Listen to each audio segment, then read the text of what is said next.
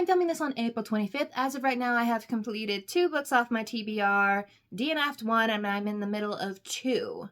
So, somewhat doing well on this TBR challenge, although having our first DNF of the year, which I'll talk about in my reading wrap-up, wasn't amazing. Plus, the months of April and March really said, I'm gonna try you.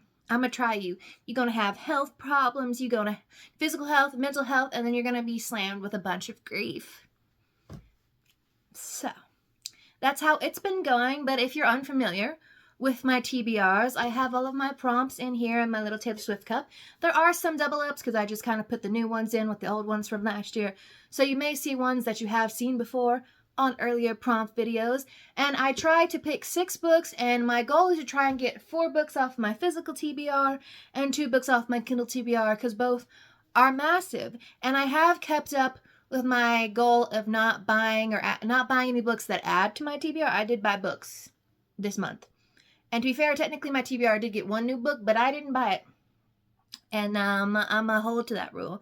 I'm trying to break it up by quarter. So I'm waiting to the end of 3rd quarter, aka Pride Month, because I'm hoping all the good Pride releases will be out then. But I guess without further ado, let's hop into picking the prompts.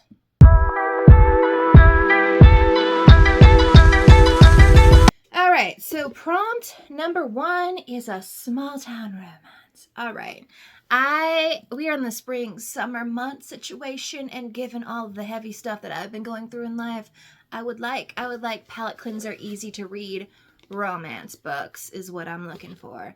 Up next, enemies to lovers. My favorite trope. Well, I say it's my favorite trope, but I really think found family as a whole is the favorite trope. But you know there's a lot of enemies to lovers on my TBR. Mystery thriller. Okay.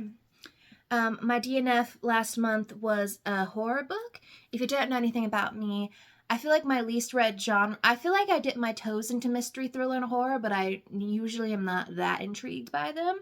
But I do have one that I'm curious. I'm curious to see what it does. Alright, up next is something with a blue cover. Well, ooh. I know exactly what I'm going to pick for that one. That one's going to be easy. Alright, and then, this one got, demolished.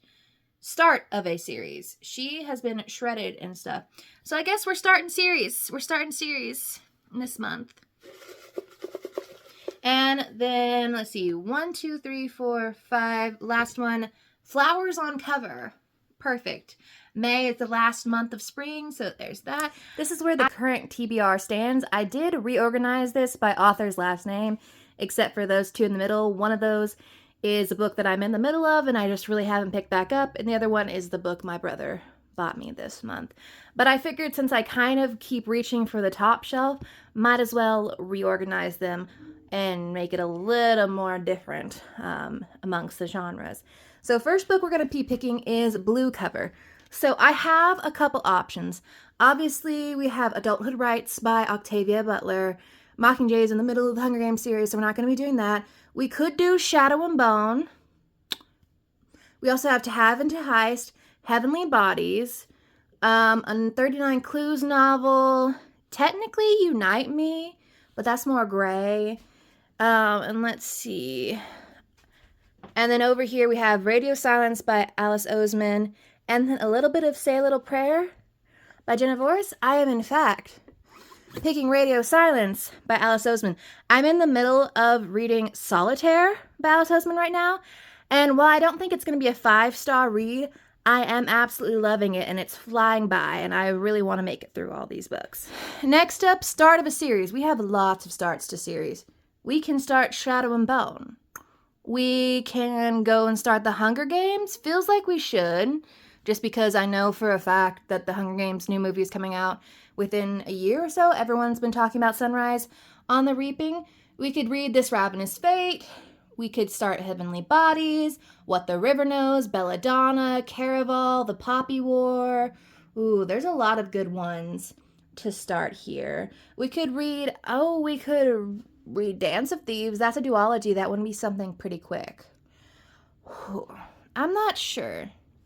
I think Even though I think it'll cause me emotional devastation, I think it is in fact time to start the Poppy War.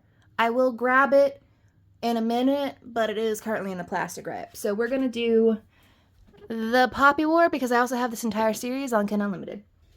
So for mystery thrillers, I don't have a lot. We have Where Sleeping Girls Lie over there, and then we have None Shall Sleep Here, and then I think that's all for mystery thrillers. I mean, any of the 39 Clues ones could be considered mysterious.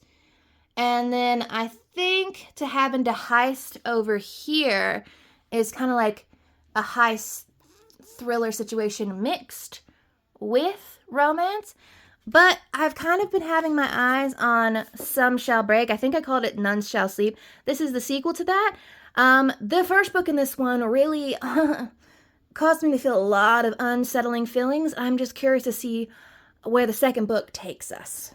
So we have Flowers on Cover and Enemies to Lovers. I don't know what books I have that would have flowers on the cover. I might have to search through that one. Well, actually, the Poppy War should have flowers on the cover. Oh, well. All right, so I pulled out 5 different options with flowers on the covers. Sorcery of Small Magic is an adult, cozy, queer romance as far as I'm aware. This Ravenous Fate, having just watched Sinners, does intrigue me to read it because it is like Black Vampire, Sapphic, YA situation. Belladonna, everyone raves about it. I'm curious. Who's falling in love with death? Manila Takes Manhattan is intriguing me just because it's a nice, light, fluffy romance, and I'm kind of in the mood for that. And then What the River Knows is Egyptian mythology, and it's YA, and I think there might also be a romantic aspect to it. I think we're going with fluffy romance. That's just the vibes. It is summer after all, and this is really it's spring, but this is really giving spring-summer vibes to me. So let's hop over to my Kindle and pick some books there. So I already know what I'm going to pick for Small Town Romance. It will, in fact, be Hopeless by Elsie Silver. We are finishing Chestnut Springs this month. Also, I think green cover, pink and green for Wicked. I feel like it's going to be amazing. So now we have to do an enemies to lovers situation. So let me scroll through what we have. Okay, so my options are Glow of the Everflame, which is the second book to Spark of the Everflame, which I enjoyed. Didn't necessarily love as much as everyone, but I've heard Glow of the Everflame is in fact amazing. I do believe the Book of Azrael also is enemies to lovers, so that is an option on here.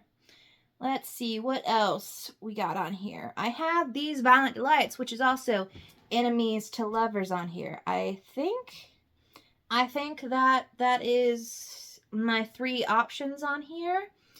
I also do have one that I think is a little rivals to lover situation, and that is The Fake Boyfriend Fiasco by Talia Hibbert. But I'm not quite sure on that one. And plus, we want like enemies to lovers. So let's see which one. So this is the thing. These Violent Delights has been on my Kindle TBR forever. So I should go with that. But I also feel like I already started Spark of the Everflame, and I've been having a desire to continue the series. Even though it's another massive fantasy book that I will be starting this year, I do believe we should go with Glow of the Everflame. And those are all of the books that are on my TBR this month, so let's go through them. First up, for the blue cover, we have Radio Silence by Alice Oseman. I'm actually not sure what this one is about. It says, what if everything you set yourself up to be was wrong? Frances is a study machine with one goal. Nothing will stand in her way. Not friends, not a guilty secret, not even the person she is on the inside. Then she meets Aled, and for the first time, she's unafraid to be herself. So when the fragile trust between them is broken, Frances is caught between who she was and who she longs to be. Now she knows that she has to confront her past to confess why Karis disappeared. What? What do you mean? Frances is going to need every bit of courage she has. Murder mystery? Murder mystery? Having read Heartstopper, I was not expecting these books to be as dark as they are, because Solitaire right now, reading that, it's very nihilistic. But I am enjoying it. So, I'm curious to see where they get us. Also, all Alice Oseman books are LGBTQ+, as far as I'm aware. So, queer book for the month. Next up, we have our start of a series, and that is going to be The Poppy War by R.F. Kuang. There are in fact no flowers on here, so I'm glad I just didn't wait to pick that for the flowers one. I know about this to know that it is based on Chinese history, and that it is very gut-wrenching and sad.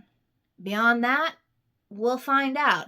So if I post a video of me crying this month, you know what caused it.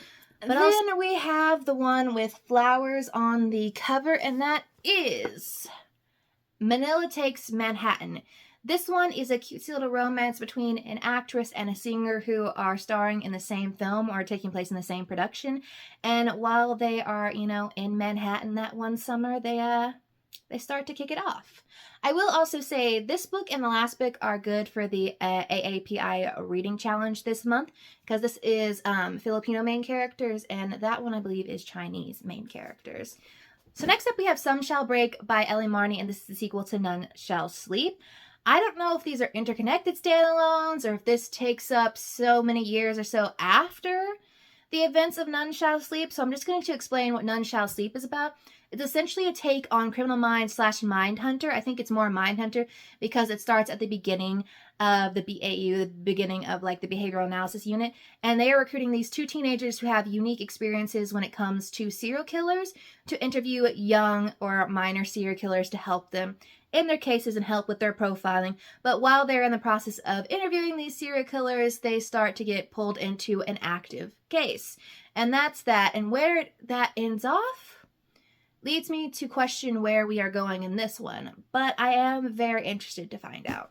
And then moving on to our Kindle books. For our small town romance, it is Hopeless by Elsie Silver, the final book in the Chestnut Spring series. This is following Beau and I think Bailey. Beau, if you know anything about the last few books, he is currently dealing with a lot of trauma, and he's kind of a shell of what he used to be.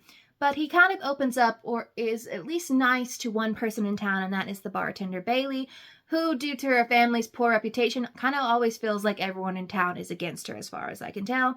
So they strike up a deal of like, well, if you think your reputation's so poor, marry into the most reputable person, like marry one of the most like reputable families in town, and find out. So we have a little bit of marriage of convenience and age gap. So we'll see how that one goes. I've heard everyone say that Hopeless isn't as great as the rest of the books, so I am going in with those expectations. I did just knock all the prompts in the floor. Love that for me. But that is what my May TBR is going to look like. Let me know what you're planning on reading in the next month. Are we moving into spring summer reads already, or have you already hopped on that train? And I'll see y'all in the next video.